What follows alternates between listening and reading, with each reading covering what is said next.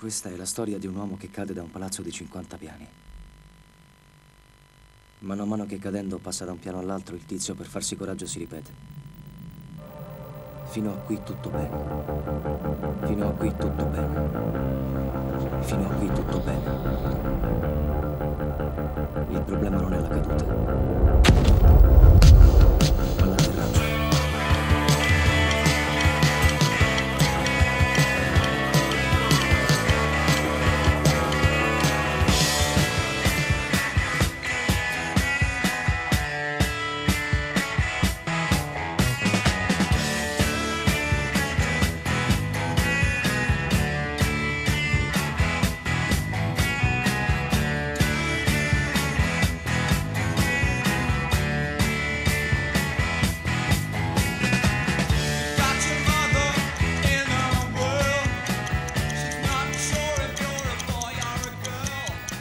È la storia di una società che precipita e che mentre sta precipitando si ripete per farsi coraggio.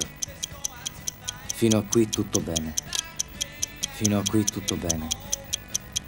Fino a qui tutto bene. Il problema non è la caduta, ma l'atterraggio.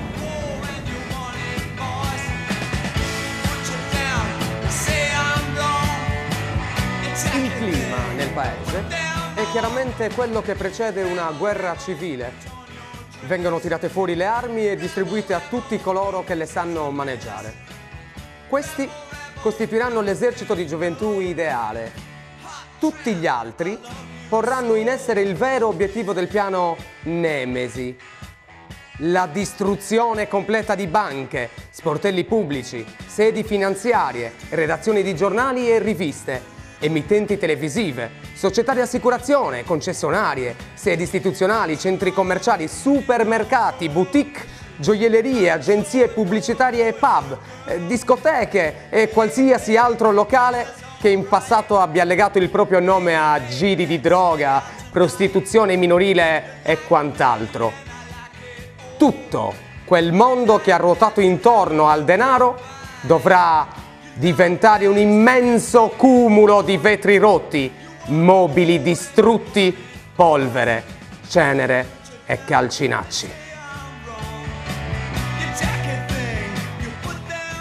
Piango dei remoti del presente mi è piaciuto perché in un periodo storico in cui forse ci si lamenta troppo per come vanno le cose rispetto alla società attuale, Pirodi ha il merito, secondo me, di fare delle proposte alternative e quindi presenta questo tipo di società contrapposta appunto a quella attuale, forse corrotta troppo dal potere mediatico, eccetera, che sforna miti e stili di vita che nascono e muoiono con grande facilità, ha il merito appunto di proporre questo modello di società che ripone al centro l'individuo col suo modo di essere, l'individuo che sa fare secondo le proprie abilità e i propri modi di pensare. E soprattutto in piena comunione e rispetto dell'ambiente circostante e della natura che lo circonda. È un testo, a mio avviso, che aiuta molto a riflettere e racconta una storia in cui ciascuno di noi ci si può riconoscere. È bello da leggere, quindi lo consiglio vivamente. Bravo Pirodi.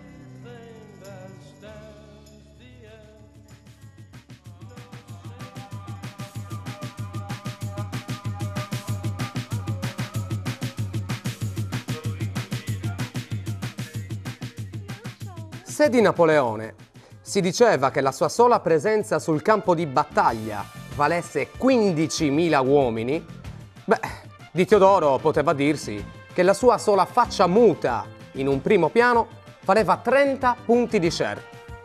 Onnipresente sul piccolo schermo, aveva finito con l'essere adottato da ogni famiglia. Il nuovo eroe in cui riconoscersi, a cui affidare la sacra missione dell'intrattenimento. Era a suo modo un artista della parola, un menestrello che componeva poemi su pentole e materassi, gossip e vizietti vari. Un bardo della TV spazzatura, che capace di ricamare irresistibili ovvietà sui più efferati fatti di cronaca e di esaltare le doti inesistenti di innumerevoli signor nessuno. Se la televisione era una dea, Teodoro era il sacerdote del suo culto, nonché sovrano riconosciuto del suo regno in terra.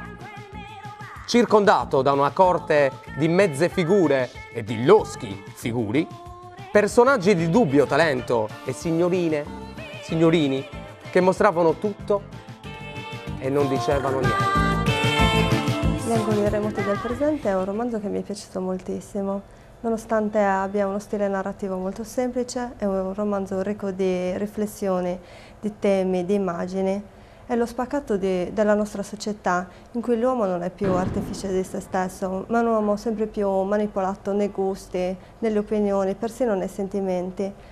Proprio tra i personaggi di questo romanzo c'è chi è deciso a cambiare questo mondo attraverso la riscoperta dell'arte, che permette a ognuno di noi di proiettare se stesso al di là di ogni finitezza e omologazione, ma anche attraverso un rapporto più stretto con la natura, la pratica dello sport e il recupero delle radici.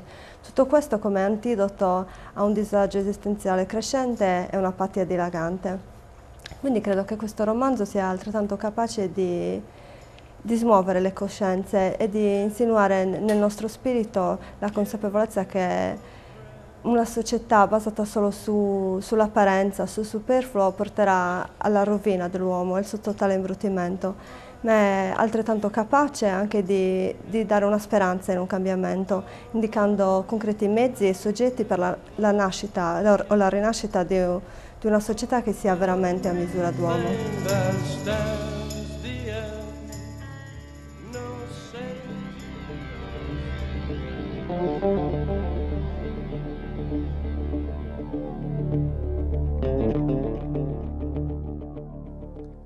La prof bofonchia qualcosa e allora mi incattivisco. Silenzio!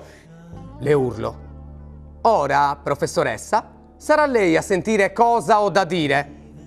La sento mormorare qualcosa tipo: no, anche tu, Salinari, ma non me ne importa nulla. Riprendo il gesso e disegno un punto molto grosso proprio al centro della retta tratteggiata. Lo vede questo punto?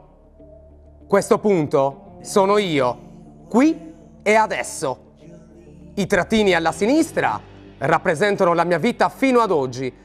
Un lungo elenco di giornate tutte uguali, noiose e senza senso, prive di emozioni, vuote di fascino e di vita vera.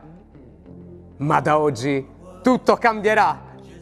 Prendo il gesso e disegno un cavaliere che uccide un mostro. Sono io che trionfo sul nulla oscuro. Il libro ci parla della speranza di un cambiamento della società in cui viviamo, un cambiamento per la realizzazione di una società più giusta, umana e felice. È un'ipotesi di rivoluzione che vede protagonisti assolute le giovani generazioni, contro tutti coloro che hanno realizzato un sistema economico-sociale privo di ideali, che ha come solo principio motore il profitto. Un sistema che sta progressivamente devastando e distruggendo la natura, un sistema che sta dissolvendo antiche culture, un sistema che non risponde ai reali bisogni delle persone, generando così solitudine e alienazione. Il tutto abilmente velato e occultato da un uso sistematico e manipolatorio delle menti da parte dei mass media. E questa però è una rivoluzione originale e diversa rispetto a tutte quelle che l'hanno preceduta. È una rivoluzione che non viene esportata sulle punte delle baionette, ma al contrario nasce dall'illuminazione interiore alla ricerca del re nascosto che è noi, cioè alla realizzazione della nostra più intima identità. Le armi di questa lotta sono l'arte, il bello e la poesia, che sono anche le fondamenta della società a venire. Il libro ricorda per certi versi opere come l'Utopia di Tommaso Moro, libri che delineano società più giuste e migliori partendo dalla critica radicale della realtà del loro tempo. Gli angoli remoti del presente è un libro scritto da un profeta che annuncia al mondo avvolto dalle tenebre dell'oscuro nulla la luce di una nuova utopia, la realizzazione del sogno di una società più giusta da parte di milioni di giovani salverà il mondo.